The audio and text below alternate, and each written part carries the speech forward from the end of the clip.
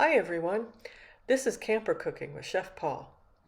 We are Americans living in France who have always liked camping and eating well. Like many of you, we bought a camping car after the first pandemic lockdown so we could still travel safely. Chef Paul does most of the food prep at home so we can have more time to explore.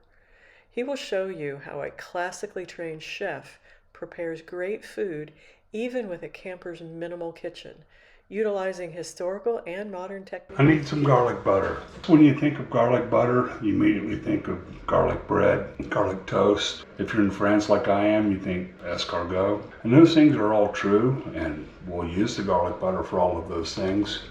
But what I really need garlic butter for today is I want to make it easier to sous vide my beef steaks.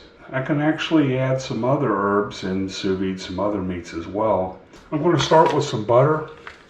I buy good butter to go on good bread. And you can too. You can find really fancy butter anywhere in the world. In France it's a little easier. In Ireland I'd argue it's probably the easiest. They have the best butter in the world. But it's pretty good here. This isn't that. This is the cheap stuff from the grocery store. I'm using demi-sal, which is half salted. If I couldn't find half salted, I'd probably just use unsalted, because I found that with my sous vide is stuff ends up a little salty, and the only reason salt's in butter in the first place is to kind of mask the flavors as the butter starts to turn.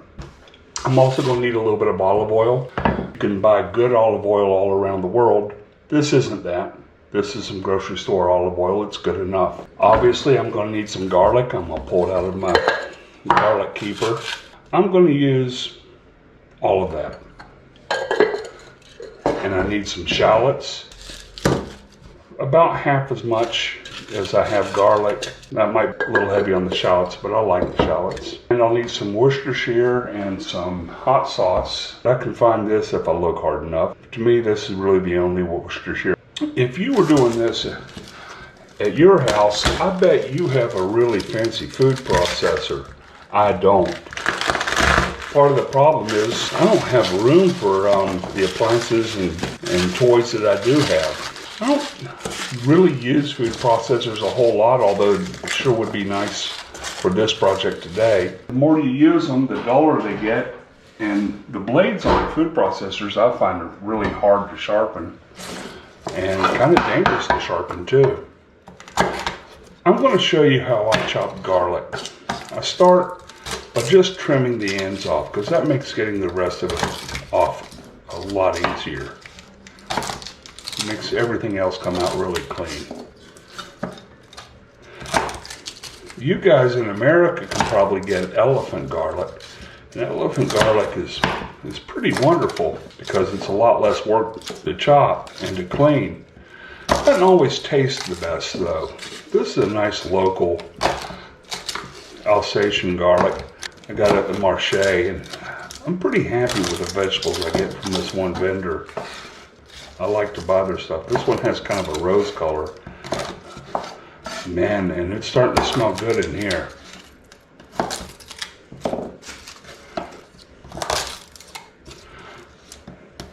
Now, I've got all my garlic toes trimmed. No reason for me to get that too clean, because I'm getting ready to make a mess again. Here I have a bowl that I'm going to be making the garlic butter in eventually. So as I smash it, I'll show you that technique again. I'm going to go ahead and trim off anything that doesn't look real pretty, like that. And the papers just fly off.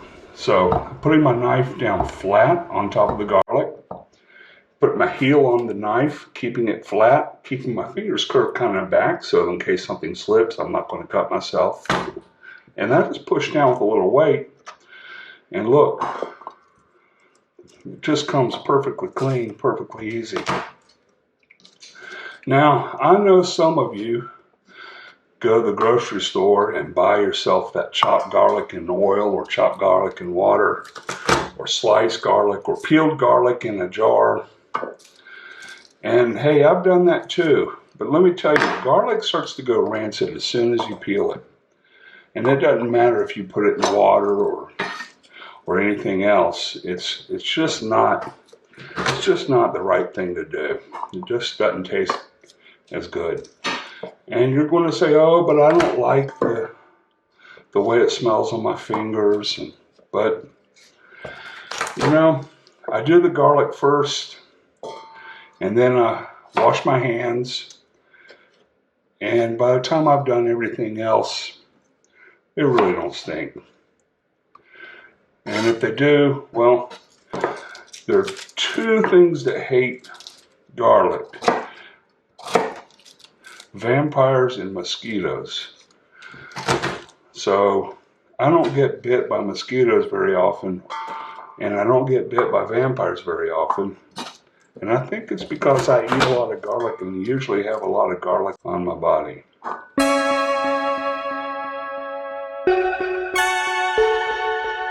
I can die in any way the fate. Another little trick on dealing with garlic and the smell of it on your fingers: cold water works better than hot water. Lemon juice works as well, if it's just really on there.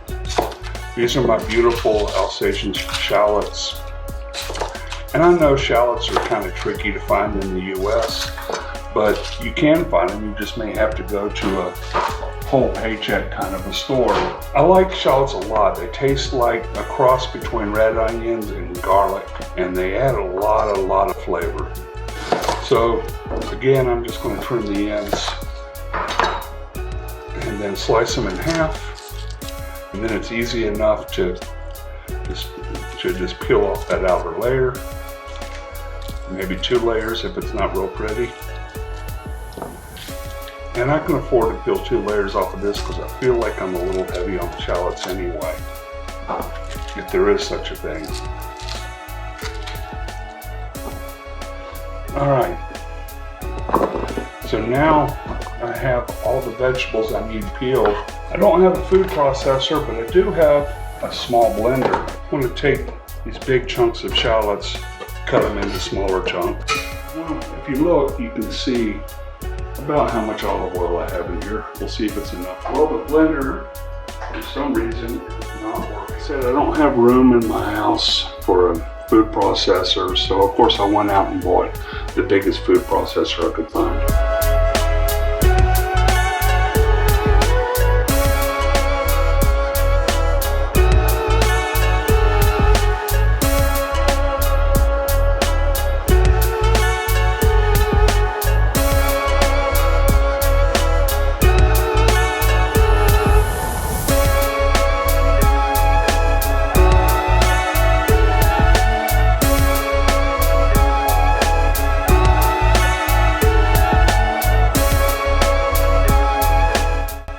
About 30 dashes of Tabasco, maybe 50 milliliters of Worcestershire. Let's see if that loosens things up enough to puree them. Yeah, it's looking pretty good. I'm gonna scrape down the bowl.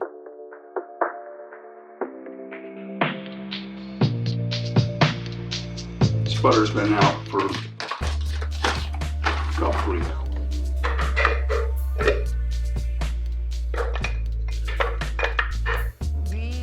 So those of you with those fancy food processors probably laughing at me a little bit right now. At least I hope so. I'm going to give you the recipe for a 1/4 pound of garlic, which will be about half of what I'm making here. And when I say about, well, I don't buy things by the garlic because we're on that crazy thing called the metric system here. So you buy it by the ½ kilo, which is about 1.1 pounds. This I pulled out when I woke up this morning, and it's about 5 o'clock in the afternoon. So it's pretty soft. So I want just over a ½ pound of this.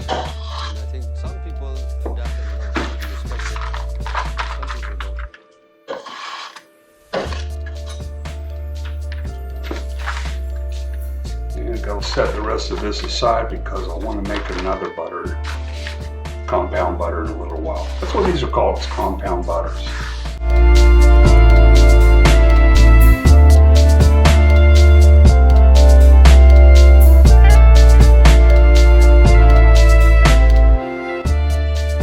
You See, that really didn't take much at all to get it incorporated, but I need to taste it. Oh, that is strong. I'm really happy with that. That is intense. This garlic, sitting like this, is just going to stink up my refrigerator. And I don't want that. And I can freeze it, but then it's too hard for me to use. So I actually am going to freeze it, but I'm going to do a trick first. I'm going to pull up more than I need. Try to get it on the work surface without it getting all bunched up and messy. Take my rubber spatula and try to just lay down a nice log. Doesn't have to be perfect, but it'd be nice if I didn't make a big mess. I'm going to take the end of the plastic, fold it over, and bring it back to me. And I've got some extra room here so I can squeeze it out.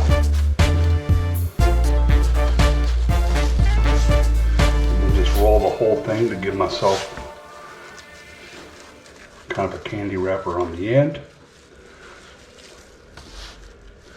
Now I'll go into the freezer with it and let it hang out for about half an hour to where it gets hard enough for me to slice it and portion it, soft enough for me to do that safely. And that's our garlic butter started. We'll come back to it later. Now I want to make another compound butter. And this time I want to make a green peppercorn butter. These are pickled green peppercorns. And I don't want to throw away that brine because I'm sure I'll find another use for it.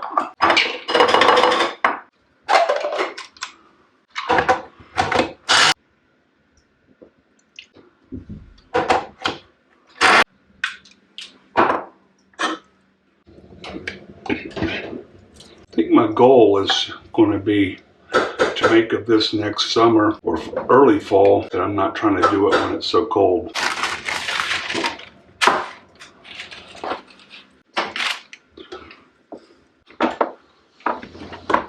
This is one of those days where nothing is easy. I've been out of garlic butter since the last time I made snails, which was about a month ago. It's hard to tell. Time gets kind of weird when you're in a lockdown. It's kind of worth it because I get some real convenience back from both of these butters. You know, it makes escargot just quick and easy. Makes garlic toast just quick and easy. Anytime you need garlic butter, it's nice to have it already, a compound one, a nice one like this already made. And the other thing that's nice is this green peppercorn butter is a great way to sous vide veal or beef or pork or chicken, lots of things, where you want to just gently poach it in something that really is going to bring out the flavors of the meat. Green peppercorn is amazing. Kind of messy, but it'll work. This one's a lot messy.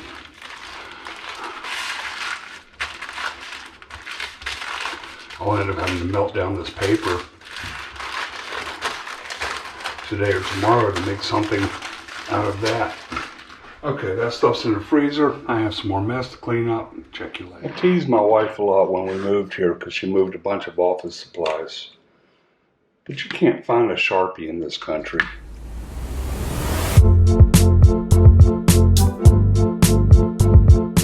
Alright, my garlic butter coming out of the freezer.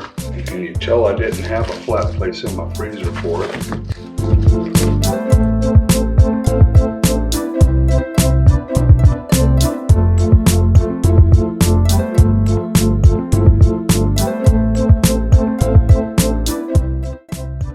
These can go right back into the freezer and should be able to pull them out one at a time if I need them. Now I'm just going to pop this a little bit in the microwave for a few seconds because I'm wanting some garlic bread.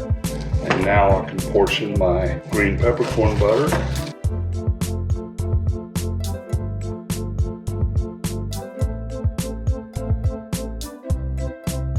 Taking that butter back out of the freezer and slicing it into kind of 2-ounce chunks and dropping them into a Ziploc bag and then dropping the bag back in the freezer.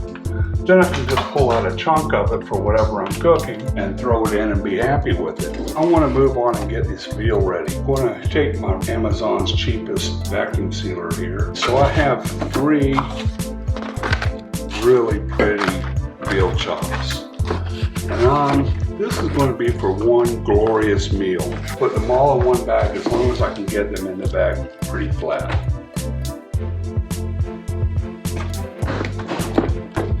Boy, this is just beautiful. Now I know there are a lot of people out there that think it's cruel to eat veal. And I'm sorry you feel that way, because you're missing out on a great meal. But here, cows are really grown for dairy. They're not grown for beef. When a calf is born, and it's born with a penis, it really doesn't have a lot of value to adding milk, because I think they only kind of need one bull in the herd. So veal is actually relatively inexpensive here. I'm going to take advantage of that. Now this is a nice thing to use a nice frozen chunk of compound butter in for, but it'll work just fine for it to be fresh compound butter. Here's a nice piece of day-old baguette.